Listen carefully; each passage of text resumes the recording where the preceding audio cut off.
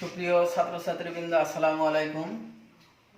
Rangpur model কলেজের পক্ষ থেকে সবাইকে প্রীতি এবং শুভেচ্ছা জানিয়ে আজকে অনলাইন ক্লাস এখানে শুরু করছি। সারা বিশ্বব্যাপী কোভিড-19 প্রভাবে যখন শিক্ষা প্রতিষ্ঠান বন্ধ, ঠিক সেই সময়ে আমাদের অধ্যক্ষ মহোদয় জনাব মোখলেসুর রহমান স্যার এই অনলাইন ক্লাসের সুব্যবস্থা করেছেন। আপনারা যদি ঘরে বসেই এই ক্লাস টিউটোরিয়ালগুলো নিয়মিত দেখেন তাহলে অনেকটা উপকৃত হবেন ইনশাল্লাহ। তারই ধারাবাহিকতায় আজকে বিবিএ সম্মান প্রথম বর্ষের অত্যন্ত গুরুত্বপূর্ণ একটি সাবজেক্ট ব্যষ্টিক অর্থনীতির একটি পঞ্চম অধ্যায় উৎপাদন তত্ত্বের সবচেয়ে গুরুত্বপূর্ণ এবং সবচেয়ে ইম্পর্টেন্ট একটি প্রশ্ন, সেটা ক্রমহ্রাসমান প্রান্তিক উৎপাদন বিধি, এই প্রশ্নটা নিয়ে আলোচনা করব ইনশাল্লাহ। ছাত্রছাত্রীদের বরাবরের একটা কথা বলে আসি, সেটা হচ্ছে প্রশ্নর উত্তর মুখস্থ করার আগে প্রশ্নটা আগে ভালোভাবে মুখস্থ করতে হবে, প্রশ্নটাই আগে ভালোভাবে বুঝতে হবে। সে আলোকেই আমরা ক্রমহ্রাসমান প্রান্তিক উৎপাদন বিধি এই প্রশ্নটা একে একটু আলাদাভাবে ভিন্ন ভিন্ন শব্দগুলো অনুযায়ী আলোচনা করব। প্রথমেই আমাদের জানতে হবে ক্রমহ্রাসমান বলতে আমরা কি বুঝি। ক্রমহ্রাসমান হচ্ছে ক্রমেই কমে যাওয়া, অর্থাৎ বড় থেকে কমের দিকে আসা, অর্থাৎ বেশি থেকে কমের দিকে আসা, অর্থাৎ 10, 9, 8, 7, 6, 5 এই ক্রমেই কমের দিকে আসাটাই হচ্ছে ক্রমহ্রাসমান। এর বিপরীত হচ্ছে ক্রমবর্ধমান। ক্রমবর্ধমান হচ্ছে ক্রমেই বাড়া, 5, 6, 7, 8, 9, 10 এটা হচ্ছে ক্রমবর্ধমান। তাহলে আমরা ক্রমহ্রাসমান সম্পর্কে জানলাম। এ পর্যায়ে পরবর্তীতে এই প্রশ্নটাতে আরেকটি শব্দ আছে, সেটা হচ্ছে প্রান্তিক। প্রান্তিক বলতে আমরা কি বুঝি? বরাবরে প্রান্তিক কথাটা বলতে গেলে একটা আমাদের কথা চলে আসে প্রান্তিক পর্যায়ের কৃষক, অর্থাৎ সর্বশেষ পর্যায়ের কৃষক। একজন ভোক্তা অতিরিক্ত 1 একক দ্রব্য ক্রয় করার ফলে যে পরিমাণ উপযোগ পায়, সেই সর্বশেষ দ্রব্যটা থেকে যে পরিমাণ উপযোগ পাইল তাকে আমরা প্রান্তিক উপযোগ বলি। অর্থাৎ প্রান্তিক বলতে এখানে সর্বশেষ বিষয়টাকে বোঝানো হয়েছে। তারপরে শব্দ একটা আছে, সেটা হচ্ছে উৎপাদন। উৎপাদন বলতে আমরা কি বুঝি? উৎপাদন বলতে বোঝায় কোনো কিছু তৈরি করা, সৃষ্টি করা, কোনো কিছু বানানো। অর্থাৎ একজন লোক যদি কোনো দ্রব্যের আকার আকৃতি অবস্থার পরিবর্তন করে মানুষের ব্যবহার উপযোগী করে তোলে, তাহলে তাকে আমরা উৎপাদন বলি। যখন একটা কাঠ আমরা সাধারণত ব্যবহার করতে পারি না, যখন এটা আসবাবপত্র আকারে তৈরি করা হয় তখন এটা আমরা ব্যবহার করতে পারি, তাহলে এই দ্রব্যটাকে আমরা বলবো উৎপাদিত দ্রব্য। তাহলে উৎপাদন বলতে আমরা বুঝি কোনো কিছু তৈরি করে মানুষের ব্যবহার উপযোগী করার নামই হচ্ছে উৎপাদন। সর্বশেষ প্রশ্নটাতে যে শব্দটা আছে সেই শব্দটা হচ্ছে বিধি। বিধি হচ্ছে কি? বিধি হচ্ছে নিয়ম, কোনো কিছুর পদ্ধতি, কোনো কিছুর নীতি। কোনো কিছুর নিয়ম, নীতি বা পদ্ধতিকে আমরা বিধি বলি। এখন প্রশ্নটার শব্দগুলো সম্পর্কে আমরা জানলাম। এখন আমরা জানবো ক্রমহ্রাসমান প্রান্তিক উৎপাদন বিধি বলতে আমরা কি বুঝি। ক্রমহ্রাসমান প্রান্তিক উৎপাদন বিধি হচ্ছে অন্যান্য অবস্থা বা কলাকৌশল অপরিবর্তিত রেখে যদি কোথাও কোনো উৎপাদন ক্ষেত্রে বিনিয়োগ করা হয়, এই বিনিয়োগের বিপরীতে আমরা যে পরিমাণ উৎপাদন পাওয়ার কথা সেই পরিমাণ উৎপাদন না পেয়ে উৎপাদন ক্রমেই কমে যাওয়ার অর্থই হচ্ছে ক্রমহ্রাসমান প্রান্তিক উৎপাদন বিধি। অর্থাৎ বিষয়টা একটু ক্লিয়ার করে বলি, অন্যান্য পদ্ধতি বা কৌশল একই রেখে, পরিবর্তন না করে উৎপাদন ক্ষেত্রে যদি আমরা শ্রম এবং মূলধনের পরিমাণ বাড়ায় দিই, শ্রম এবং মূলধন বেশি করি, বিনিয়োগ বেশি করি, তাহলে সেই অনুযায়ী যে অনুযায়ী আমরা মূলধন শ্রম বিনিয়োগ করলাম, উৎপাদন আমাদের ওই অনুযায়ী না হয়ে উৎপাদন আমরা কম হারে পাই। এই কম হারে পাওয়ার নামই হচ্ছে ক্রমহ্রাসমান প্রান্তিক উৎপাদন বিধি। এই বিধিটা মূলত সর্বপ্রথম প্রবর্তন করেন ফরাসি একজন অর্থনীতিবিদ। ফরাসি অর্থনীতিবিদ টার্গো এই বিধিটা সর্বপ্রথম প্রবর্তন করেন। টার্গোর পরবর্তীতে এই বিধিটা মাসলো, স্যামুয়েলসন, মালথাস এই বিধিটা সম্পর্কে তাদের মতামত ব্যক্ত করেন। এই বিধিটা কিছু অনুমিত শর্ত আছে। এই বিধিটা যদি এই শর্তগুলো পূরণ করা হয় তাহলে এই বিধিটা কার্যকারী হয়, আর যদি এই শর্তগুলো পূরণ করা না হয় তাহলে এই বিধিটা অকার্যকারী হয়ে যায়। তাহলে আমরা একটু তার বিধিটা আলোচনা করার পূর্বে আমরা একটু শর্তগুলো আলোচনা করে নেই। শর্তগুলো কি কি? প্রথম শর্ত, শ্রম এবং মূলধন পরিবর্তনীয় হতে হবে। প্রথম শর্ত আমাদের কি আছে? শ্রম এবং মূলধন পরিবর্তনীয় হতে হবে। অর্থাৎ প্রথমবার পরীক্ষার সময় যদি আমরা 1000 শ্রম এবং মূলধন বিনিয়োগ করি, পরবর্তীতে ওই 1000 করা যাবে না, 2000 করতে হবে। আবার তৃতীয়বার যে আবার ওই 2000 করা যাবে না, তার চেয়ে বেশি করতে হবে। তাহলে বোঝা গেল এই বিধির শর্ত হচ্ছে শ্রম এবং মূলধন আমাদের পরিবর্তনশীল হতে হবে। 2 নম্বর শর্ত হচ্ছে কলা কৌশল স্থির হতে হবে। শ্রম এবং মূলধন যেমন পরিবর্তন হতে হবে, কলা কৌশল স্থির হবে। কলা কৌশল পরিবর্তনশীল হলে হবে না। প্রথমবার পরীক্ষা করার সময় আমাদের যে কলা কৌশল অবলম্বন করব, দ্বিতীয়বার এই বিধির ক্ষেত্রে আবার ওই একই কলা কৌশল প্রয়োগ করতে হবে। এক্ষেত্রে কলা কৌশলের ভিন্নতা আনা যাবে না। যদি কলা কৌশলের ভিন্নতা আনি তাহলে এই বিধিটা কার্যকারী হবে না। 3 নাম্বার হচ্ছে ভূমির যোগান সীমাবদ্ধ হতে হবে। অর্থাৎ এই পরীক্ষা সফল হওয়ার জন্য আমাদের যে পরিমাণ প্রথমবার আমরা যে পরিমাণ ভূমি নিব, সেকেন্ড বার ওই একই পরিমাণ ভূমিতে উৎপাদন করতে হবে। ভূমির যদি আমরা পরিবর্তন আনি তাহলে আমরা এই বিধিটা ফল কার্যকারী হবে না। তারপর হচ্ছে আমাদের 4র্থ নম্বর শর্ত হচ্ছে উৎপাদনের একক সমজাতীয় হতে হবে। উৎপাদন প্রথমবার যদি আমরা জমিতে গম উৎপাদন করি, দ্বিতীয়বার এই পরীক্ষার জন্য এই বিধিটা কার্যকারিতার জন্য ওই গমে উৎপাদন করতে হবে। ওই গম উৎপাদন ছাড়া যদি পরবর্তীতে আমরা ওই গমের জায়গায় আলু উৎপাদন করি তাহলে আমাদের এই বিধিটা কার্যকারী হবে না। তারপরে হচ্ছে আমাদের 5 নম্বর শর্ত হচ্ছে স্বল্পকালীন সময় বিবেচনা করতে হবে। অর্থাৎ প্রথম বছরে যদি আমরা গম উৎপাদন করি, আবার 5 বছর পর যদি গম উৎপাদন করি তাহলে এই বিধিটা কার্যকারী হবে না। একটা নির্দিষ্ট সময়ের মধ্যে এই বিধিটা কার্যকরের জন্য ওই ফসলটা উৎপাদন করতে হবে। তাহলে এই বিধিটার আমরা শর্ত হচ্ছে 5টা। এই 5টা সম্পর্কে জানলাম। শর্তগুলো একটু আবার বলি।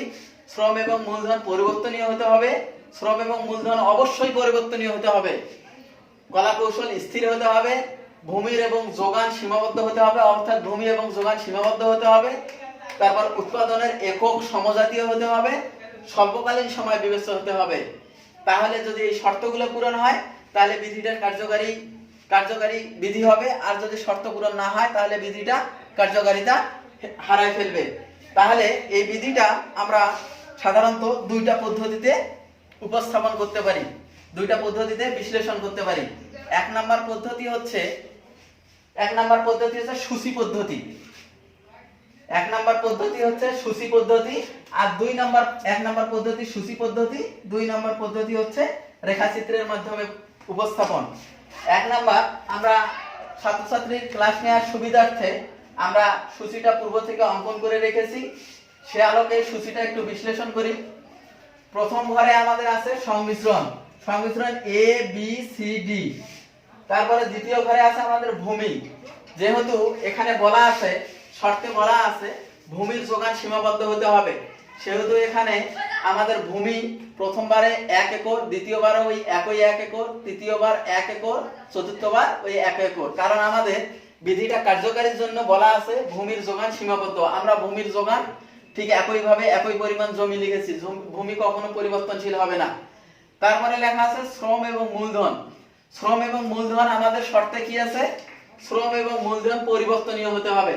ঠিক সেই নীতি অনুযায়ী আমরা এখানে প্রথমবার আমরা 1000 টাকার পরিমাণ শ্রম এবং মূলধন দিয়েছি, দ্বিতীয়বার 2000 টাকার পরিমাণ শ্রম এবং মূলধন, তৃতীয়বার 3000 টাকার পরিমাণ শ্রম এবং মূলধন, চতুর্থবার আমরা 4000 টাকার পরিমাণ শ্রম এবং মূলধন দিয়েছি। কারণ এখানে বলা আছে শ্রম এবং মূলধন আমাদের কি করতে হবে? পরিবর্তনীয় হতে হবে। সেই অনুযায়ী আমরা শ্রম এবং মূলধন আমরা প্রতিবারে আমরা পরিবর্তন করেছি। তারপর আমাদের আছে মোট উৎপাদন। মোট উৎপাদন হচ্ছে লেখা আছে টিপি। টিপি শব্দের অর্থ হচ্ছে টোটাল প্রোডাকশন, অর্থাৎ মোট উৎপাদন আমাদের প্রথমবার আমরা পেয়েছি 10 মণ, দ্বিতীয়বার 22 মণ, তৃতীয়বার পেয়েছি 30 মণ এবং চতুর্থবার আমরা পেয়েছি 36 মণ। এখানে আমরা ক্রমান্বয়ে আমাদের মোট উৎপাদন বৃদ্ধি পেয়েছে। তারপরে আমাদের তারপরের ঘরে আছে প্রান্তিক উৎপাদন। আমরা এই প্রান্তিক উৎপাদন নিয়ে আলোচনা করতেছি। প্রান্তিক উৎপাদন হচ্ছে লেখা ব্র্যাকেটে লেখা আছে এমপি অর্থাৎ মার্জিনাল প্রোডাকশন। মার্জিনাল প্রোডাকশনটাই হচ্ছে মূলত প্রান্তিক উৎপাদন। প্রান্তিক উৎপাদন আমরা প্রথমবার পেয়েছি 10, তারপরে পেয়েছি 12। 12 পাওয়ার অর্থ হচ্ছে এখানে ক্রমবর্ধমান হারে বেড়েছে।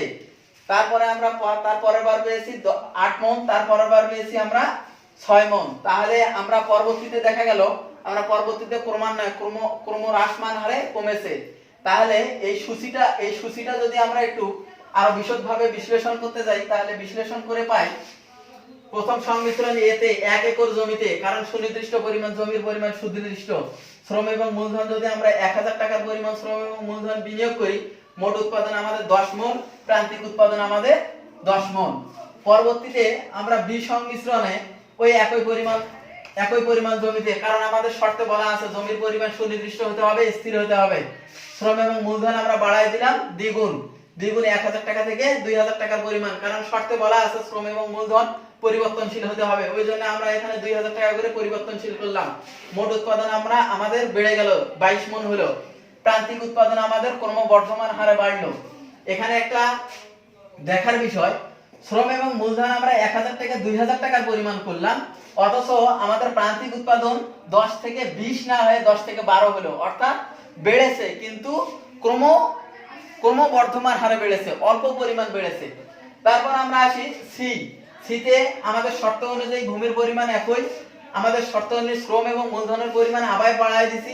মোট উৎপাদন আমাদের 30 মণ হয়েছে, প্রান্তিক উৎপাদন আমাদের সর্বশেষ উৎপাদন আমাদের কি হয়েছে 8 মণ হয়েছে। অর্থাৎ এখানে দেখা যাচ্ছে সি সংমিশ্রণে আমাদের প্রান্তিক উৎপাদন আগের চেয়ে কমে গেছে। হ্যাঁ, প্রথমবার যদিও আমরা মূলধন এবং শ্রম এবং মূলধন বাড়ায় দিলাম 1000 থেকে 3000 টাকা, এখানে আমাদের বৃদ্ধি পাওয়ার কথা ছিল, সেখানে বৃদ্ধি না পেয়ে এখানে আমাদের কি হলো কমে গেল। তারপর সংমিশ্রণ ডিতে আমরা আসি, শর্ত অনুযায়ী 1 একর জমি, শর্ত অনুযায়ী মূলধন এবং শ্রম বাড়ায় দিলাম, মোট উৎপাদন আমাদের বৃদ্ধি পেল। কিভাবে বৃদ্ধি পেল? ক্রমবর্ধমান হারে বৃদ্ধি পেল। এখানে প্রান্তিক উৎপাদন আমাদের কি হইল? আমার প্রান্তিক উৎপাদন 8 থেকে 6 মণ হয়ে গেল। তাহলে এখানে দেখা যাচ্ছে আমরা উৎপাদন একই পরিমাণ জমিতে আমরা শ্রম এবং মূলধন বিনিয়োগ করতেছি ঠিকই, কিন্তু সেই অনুযায়ী আমরা উৎপাদন না পেয়ে প্রান্তিক উৎপাদন আমাদের ক্রমান্বয়ে কমে যাচ্ছে। এর অর্থই হচ্ছে প্রান্তিক উৎপাদন ক্রমহ্রাসমান প্রান্তিক উৎপাদন বিধি। অর্থাৎ এই বিধিটাতে আমরা শ্রম এবং মূলধন যে পরিমাণে বিনিয়োগ করি না কেন, বাড়াই না কেন, আমরা উৎপাদন ঠিক একইভাবে না পেয়ে আমাদের উৎপাদন ক্রমেই কমে যাওয়ার অর্থই হচ্ছে ক্রমহ্রাসমান প্রান্তিক উৎপাদন বিধি। এখন এই বিধিটা আমরা সূচির মাধ্যমে উপস্থাপন করলাম। এর পরবর্তীতে আরেকটা পদ্ধতিতে এই বিধিটা উপস্থাপন করা যায়। 2 নম্বর পদ্ধতি হচ্ছে রেখাচিত্রের মাধ্যমে উপস্থাপন। রেখাচিত্রের মাধ্যমে যদি আমরা বিধিটা উপস্থাপন করতে যাই তাহলে আমরা আগে থেকে রেখাচিত্রটা অঙ্কন করে নিয়েছি ক্লাস নেওয়ার সুবিধার্থে। আমাদের OX অক্ষে মূলধন, শ্রম এবং মূলধন এবং OY অক্ষে আমাদের প্রান্তিক উৎপাদন দেখানো হয়েছে। প্রথম পর্যায়ে আমরা সুনির্দিষ্ট পরিমাণ ভূমিতে আমরা যদি শ্রম এবং মূলধন ও এ পরিমাণ বিনিয়োগ করি তাহলে আমরা উৎপাদন পাই হচ্ছে প্রান্তিক উৎপাদন পাই হচ্ছে A এবং A1 পরিমাণ। পরবর্তীতে আমাদের যেহেতু শর্ত অনুযায়ী শ্রম এবং মূলধন বাড়ায় দেওয়ার কথা, সেই অনুযায়ী আমরা OB পরিমাণ শ্রম এবং মূলধন দিলাম। সেক্ষেত্রে আমাদের উৎপাদনের পরিমাণ দ্বিগুণ না হয়ে সামান্য পরিমাণ ক্রমবর্ধমান হয়েছে, সেটা হচ্ছে B এবং B1 পরিমাণ বেড়ে গেছে। আবার তৃতীয় পর্যায়ে আমরা OB পরিমাণ শ্রম এবং মূলধন থেকে আমরা বাড়ায় দিলাম OC পরিমাণ। এখানে শ্রম এবং মূলধন বাড়ায় দিলাম, তথাপিও দেখা যাচ্ছে যেখানে আমাদের হচ্ছে উৎপাদন বৃদ্ধি না পেয়ে ক্রমে কমে গেল। হ্যাঁ, এখানে পূর্বের তুলনায় আমরা উৎপাদন পাইলাম কম। পরবর্তীতে দেখা গেল OC থেকে আমরা উৎপাদনের পরিমাণ আরো বৃদ্ধি করলাম, OD পরিমাণ বৃদ্ধি করলাম। OD পরিমাণ শ্রম এবং মূলধন আমরা বৃদ্ধি করলাম ঠিকই, কিন্তু আমরা উৎপাদন পাইলাম কি পরিমাণ? প্রান্তিক উৎপাদন পাইলাম কি পরিমাণ পাইলাম? পূর্বের তুলনায় কম পরিমাণ। অর্থাৎ অর্থাৎ ডি এবং ডি1 পরিমাণ পাইলাম। তাহলে এখানে আমরা A1 B1 C1 এবং D1 রেখাগুলো D1 গুলো যদি আমরা বিন্দুগুলো যদি আমরা যোগ করি তাহলে আমরা একটা রেখা পাই। এই রেখাটার নাম হচ্ছে এমপি রেখা। এই রেখাটার নাম হচ্ছে এমপি রেখা। এমপি রেখাটা হচ্ছে মার্জিনাল প্রোডাকশন। মার্জিনাল প্রোডাকশনটা হচ্ছে প্রান্তিক উৎপাদন। তাহলে আমরা এই আজকের আলোচনায় বুঝলাম ক্রমহ্রাসমান প্রান্তিক উৎপাদন বিধি আলোচনা করলাম। এই আলোচনায় আমরা প্রথমে আলোচনা করেছি ক্রমহ্রাসমান বলতে আমরা কি বুঝি, প্রান্তিক বলতে কি বুঝি, প্রান্তিক উৎপাদন বলতে আমরা কি বুঝি, বিধি বলতে আমরা কি বুঝি। সামগ্রিকভাবে পুরো প্রশ্নটা নিয়ে আলোচনা করেছি। ক্রমহ্রাসমান প্রান্তিক উৎপাদন বিধি বলতে কি বুঝি, ক্রমহ্রাসমান প্রান্তিক উৎপাদন বিধির প্রবর্তককে, পরবর্তীতে কে কে এই বিধিটি সমর্থন করেছেন। তারপরে আলোচনা করেছি ক্রমহ্রাসমান প্রান্তিক উৎপাদন বিধিটি কয়টি শর্তের উপর প্রতিষ্ঠিত, ক্রমহ্রাসমান প্রান্তিক উৎপাদন বিধিটি কয়ভাবে উপস্থাপন করা যায়। এক উপস্থাপন হচ্ছে আমরা সূচির মাধ্যমে উপস্থাপন করেছি, পরবর্তীতে আমরা ওই একই প্রশ্ন রেখাচিত্রের মাধ্যমে উপস্থাপন করেছি। সেক্ষেত্রে আমরা আশা করি এই আলোচনা থেকে ক্রমহ্রাসমান প্রান্তিক উৎপাদন বিধির সবিস্তারিত আলোচনা উপস্থাপন করা হয়েছে। তোমরা যদি এই ক্লাসগুলো এবং এই টিউটোরিয়ালগুলো নিয়মিত দেখো এবং যদি একবার বুঝতে না পারো পরবর্তীতে আবার দেখো, তাহলে আশা করা যায় এই প্রশ্নগুলো সম্পর্কে যথাযথ অ্যান্সার উত্তর করতে পারবা ইনশাল্লাহ। এই আশাবাদ ব্যক্ত করে আমি আমার ক্লাস এখানে শেষ করছি। সবার সুস্বাস্থ্য এবং ঘরে থাকার আহ্বান জানিয়ে সবাইকে সর্বশেষ ধন্যবাদ এবং সালাম জানিয়ে আমি আমার ক্লাস এখানে শেষ করলাম। সবাইকে আসসালামু আলাইকুম।